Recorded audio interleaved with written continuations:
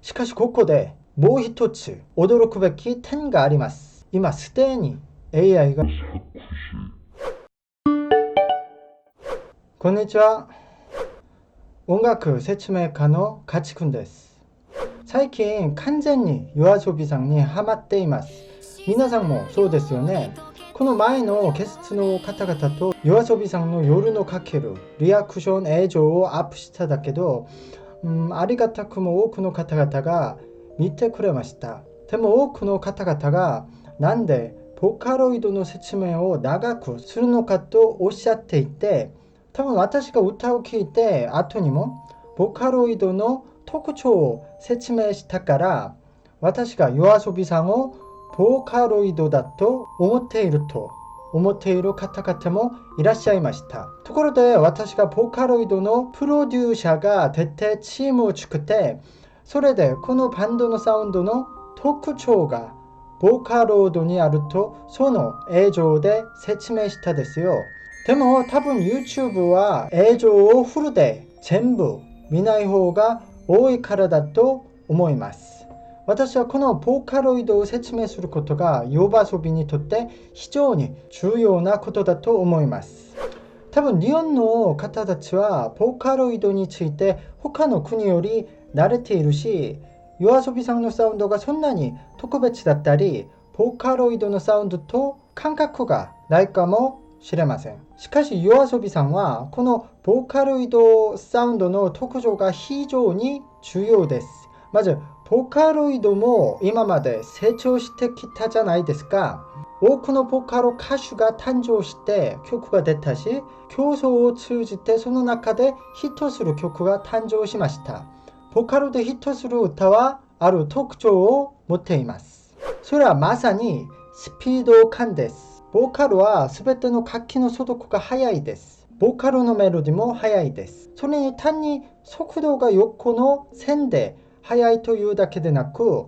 縦の線でも速いです。工程の変化が激しいということです。これがなぜボカロの特徴になったのでしょうか。それはボカロが楽器もボーカルも電子音になっているからです。実際ボカロのように速度が前後に上下に速いと人間が演奏したり歌いにくくなります。しかしボーカロイドでは可能です。だから人間の限界を超えたスピード感のボカロでのみ表現可能で、これが多くの人に新しい感覚を与えて知られ始めたのでしょ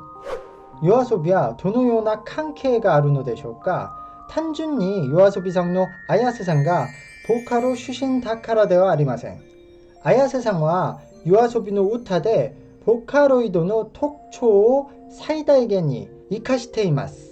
ボカロにも全曲速いだけじゃないですよね。けど最大限ボカロサウンドの特徴を活かしながら、それを人が表現可能な線にしているのがYOASOBI音楽だと思います。世界にYOASOBIのような音楽をする他のバンドもあります。しかし日本のボカロイドのような電子音楽のデータを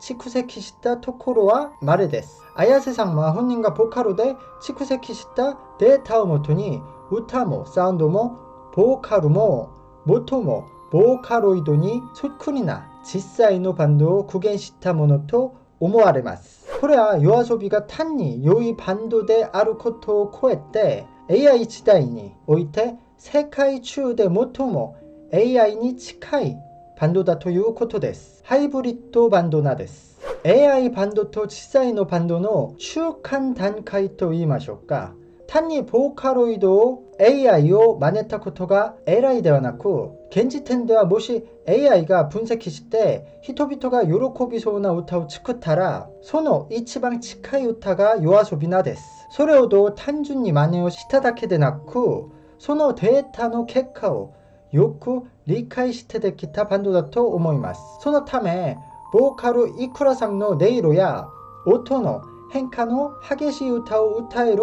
能力がとても重要です。イクラさんもこの音の変化に素早く従うため、響きを最大限自制して口の中で音をコントロールする発声をしています。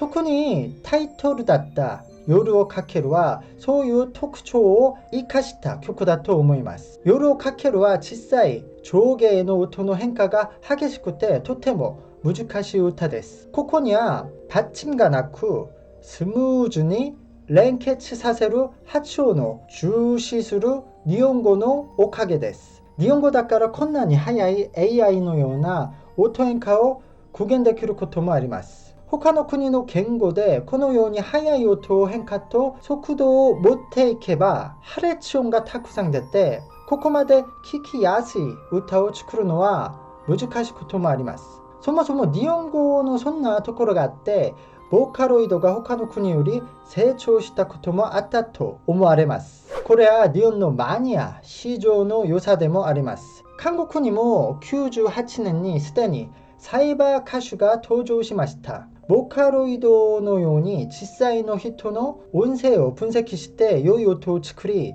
これをキャラクター化した 3D 歌手がアダムという名前をつけてアルバムを発売しました。とても昔なのでボカロよりクオリティは良くないですがかなり反応がありました。しかしアダムは人が作った曲で作られた音声で歌を発表しただけです。ボカロはちょっと違いますよね。音声を組み合わせてサイバーシンガーを作れるプラットフォームを提示しました。今の世界はプラットフォームを戦争時代です。日本におけるボーカル市場はそれほど大きいものではありませんがこれは他の国では全く成長していないので外国から見ると日本のボーカル市場は非常に大きく成功したものです。多分これからは実際 AI 歌手たちがたくさん登場して活動をするだろうし AI が作曲した歌を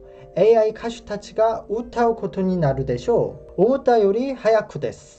実際に日本のよく知らない韓国人にYOASOBIさんの歌を AI が歌ったとしても信じないでしょうか。もし実際にはYOASOBIさんの歌を全部 AI が作ったとしたらそれでも今と変わらず何の問題もなく聞くではないですが大きく驚くことでもないでしょう。次第に人々は AI と実際の人間の境界がなくなりつつあります。その先に日本のボカロ市場があってそしてYOASOBIさんがあります。私たちはそのような巨大な変化の実験を見ているのです。YOASOBIさんが小説を音楽にするコンセプトを持っているじゃないですか。この前ゲストの方たちと夜のかけるの小説を読んだりもしましたが単に小説を歌詞に移したのではなく小説を読んでその漢字を歌詞に書いたので事実上新しく作詞した歌詞でした。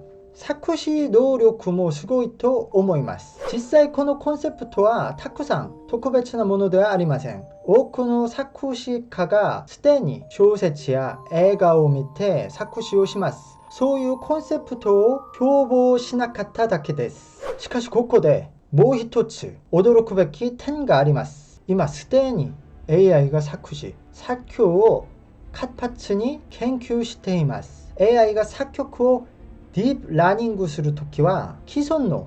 名曲の楽譜を一生懸命分析するでしょう。では AI が作詞を同様に勉強しているのでしょう。作曲の楽譜のように実際の曲の歌詞を入れて分析させると歌詞ごとにテーマが違うので数多くの歌詞を見て良い共通点を見出して作詞することは難しいです。多くの曲で愛、存在、未来、光景などの言葉が使われると人々が喜んだと AI が分析したとしてもそれではこの単語を羅列して良い一曲の歌詞を作ることは難しいでしょう。似合わない単語が多いからです。多分こんな点も AI が発展すれば解決すると思うがじゃあでは今はどうやって作詞を勉強しているでしょうか。それはまさに小説や良い一本の文を AI が読みそれを短く減らす方法で作詞訓練をさせるそうです。もしかしてYOASOBIさんの世界観には最初からこの全てが計画されていたのでしょうか。私はやっぱり夜のかけるのが一番好きで、全ての曲がすごくいいですね。夢をなぞって、そして春じわ、今回の怪物も大好きです。